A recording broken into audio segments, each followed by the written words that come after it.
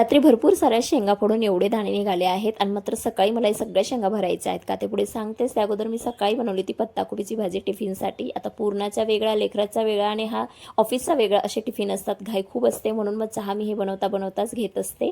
आता पत्ताकोबीची भाजीमध्ये मी कूट टाकते आणि चटणीची जर राहिली तर नुसतं कांदा टाकते, कांदा टमाटा बस. थोडीशी खिचडी उरलेली होती ती मी गरम करून घेतली, त्यानंतर डस्टिंग करून घेतली. झाडू मारण्या अगोदर या शेंगा मला भरून घ्यायच्या होत्या, त्याच्यात भरपूर सारी माती आणि पावसामुळे ना बुरशीसारखं लागत होतं म्हणून या सगळ्या शेंगा मला फोडून घ्यायच्या आहेत. आता बाकीच्या शेंगा नंतर फोडेल कारण की ह्याच्यावरती राहिला ना लेकरं घरभर शेंगा पसरवून ठेवतो त्यामुळे. आणि इथं सकाळी सकाळी मामा भाच्या मस्त सायकलिंगला गेलेले होते. आता त्याला बघून ना बालपणाची आठवण येते. आम्ही पण असं एक्झाम देऊन यायचो ना पायी, तेव्हा असं कोणाची सायकल भेटली का त्याच्यावर असं बसून यायचो. मोटरसायकलचं तेव्हा एकदमच कमी होतं. काही घाईघाईमध्ये चहा घेतलेला असतो, मन भरत नाही म्हणून निवांत असं आवरून झाल्यावर मी 1 कप चहा बनवला, बाल्कनीमध्ये एन्जॉय केला. आता हे टमाट्याचं झाड आहे ना त्याचं उगलेलं होतं आणि छान त्याला टमाटे पण लागतात.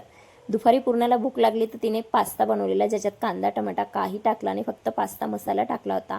आणि एक भाऊ जसं बहीण काय बनवते तेव्हा बघतो वाट बघत की अरे मला पण काहीतरी देईल, तसंच लेकराज पण वाट बघत बसलेला होता कारण त्याला माहिती ही काहीतरी चटपटीतच बनवत असते.